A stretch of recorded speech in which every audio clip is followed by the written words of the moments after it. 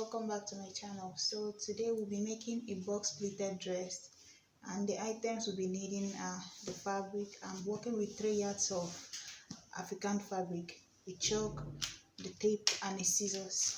So first I'll start with separating the bottom part from the top part, and the measurements I'm going to be needing are shoulder of 14, half shoulder of 3, bust of 42, nipple to nipple, bust point of 8.5, armhole of 24.5,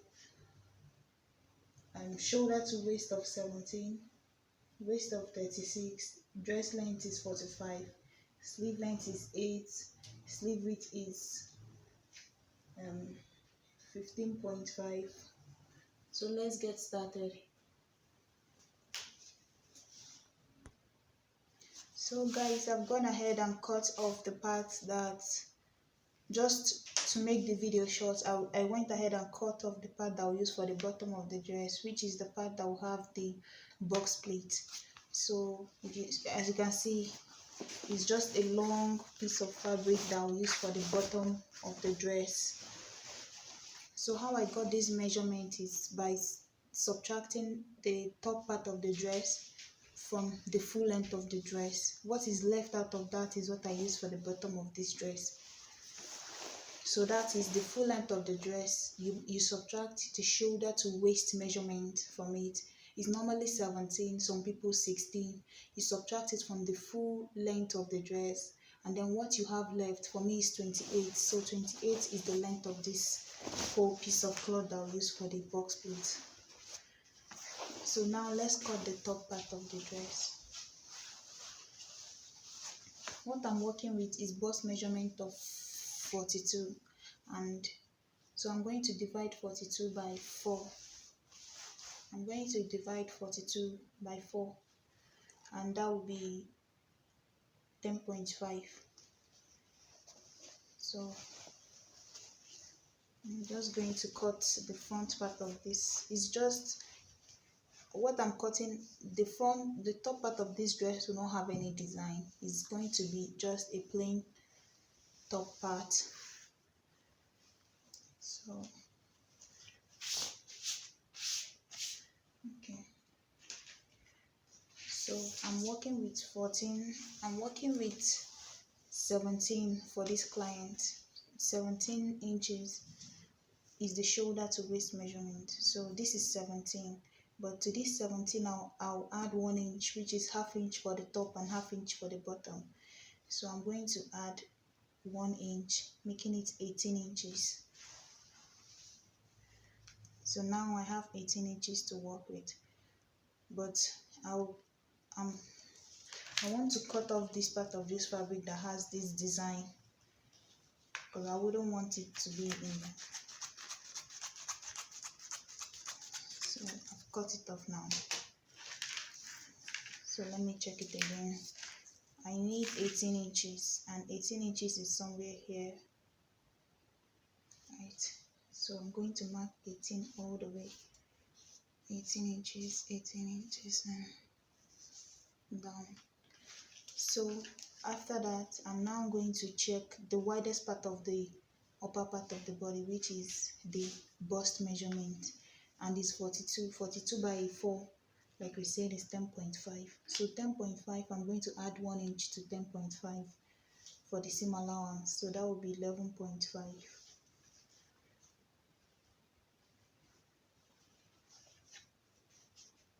So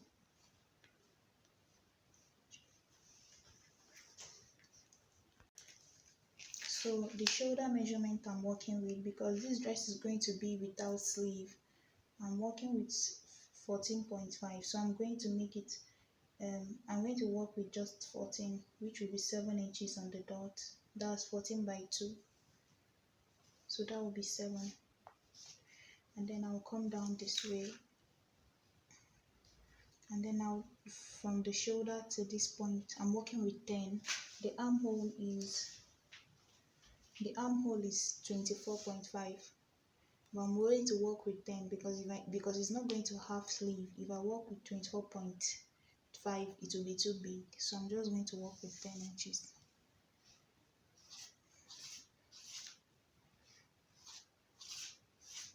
and then from here I'll make like a curve,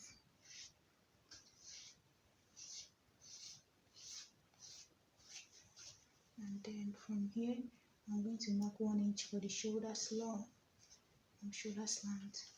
and then mark 3 inches for the neckline, 3 inches, and then I'll mark 4.5 inches down,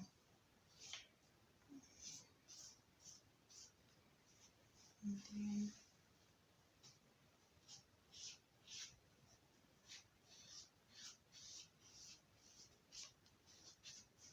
so from this shoulder 1 inch that I removed here, I'm going to connect it to this point.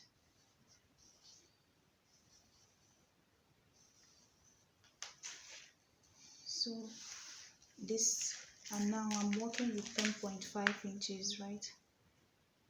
10.5, which is here, but I'm going to add 1 inch, which is 11.5 inches, which is here. So that will be my seam allowance. My waist measurement that I'm working with is 36. So the waist out now, I'm going to work at the waist measurement, which is 36. 36 by 4 is 9, and then I'm going to add 1 inch for the dart, which is 10, and then another 1 inch for the, so I added 1 inch for the dart. I'm supposed to work with 9. I added 1 inch for the dart, and then I added another 1 inch for the seam allowance, which is 11. So here I'm working with 11 inches. So 11 inches, I'll connect it to this here, and then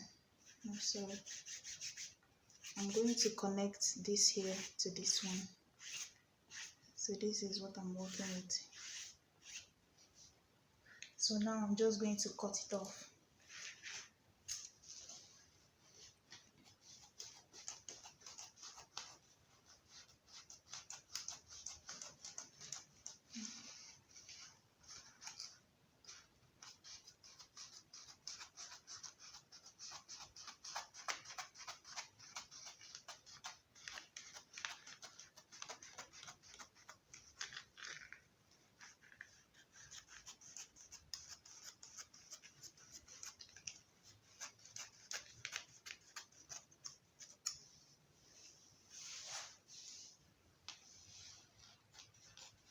Guys, I already cut the front piece of this is the front piece here, and then this is the front piece.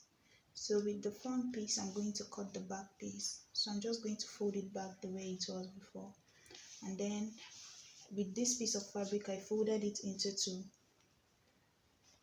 So now I'm going to trace the front on the back of this fabric from the front of the fabric that I already made, the front of the top that I already made. So I'm going to cut off like about 1 inch here to be my zip allowance. So I need about 1 inch or 1.5 inch to be my zip allowance here. So I'm just going to trace that out, and then I need about 1/2 inch, 1 inch for the neckline at the back. So this is for the zip, and then this is at the neckline at the back, and I'm going to just trace it out.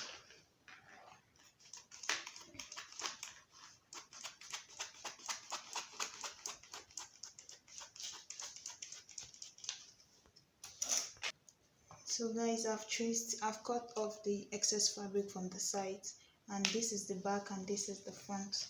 So this is the 2 back piece, and then this is the 2 back piece. So it's going to have 2 darts going up here, and then this is the front piece.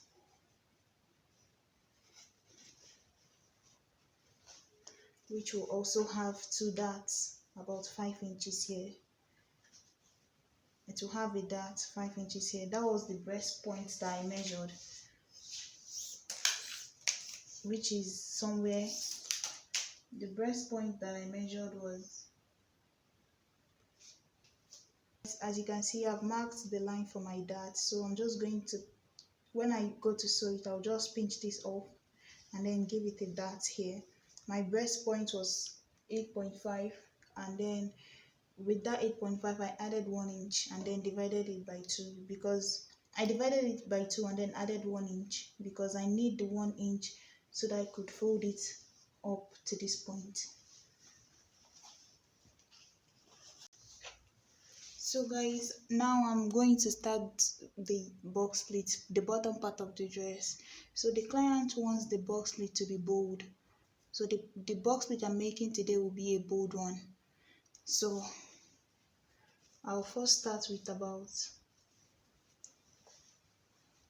this much.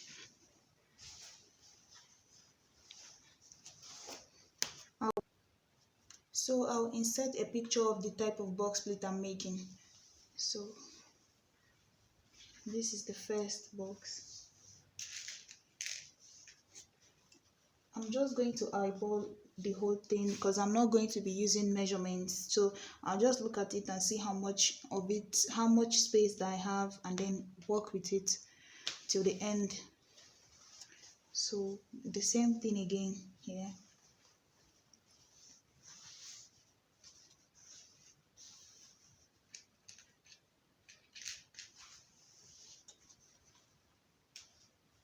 So guys, as you can see, basically I fold one this way and then I fold the next one this way.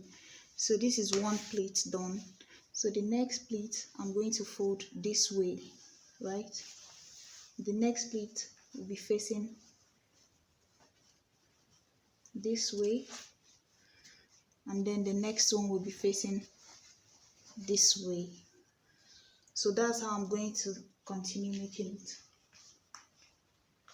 So this is the second pleat, and if you look at it, because my zip is going to come in here, but apart from my zip, if you look at this, you will see that these two are the same size.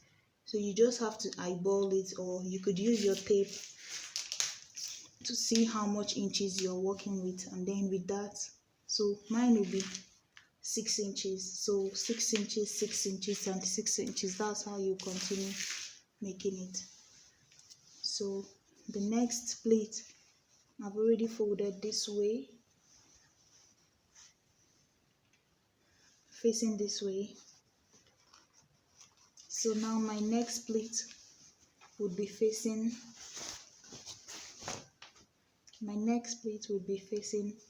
this way.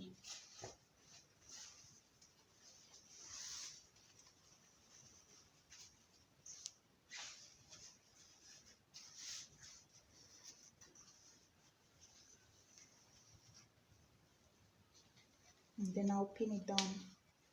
I'll make another pleat facing this way, and then I'll make another one facing the opposite way. So just basically like that till the end. So guys, as you can see, I've gone and I've done the whole pleating. So it's like a very bold pleat, and then at each end I gave room for seam allowance, but this will not be my seam allowance. I gave 1 inch here, and then I also gave 1 inch on this end, 1 inch on this end too. So if you look at it, the waist I'm working with is 36.5, but the whole length of it is around 39. So as you can see, this is the plate here. So this is all the plates. So now I'm going to go and attach the top part with the bottom part. This is the end product of the dress. As you can see, I have the plates attached to the top of the dress.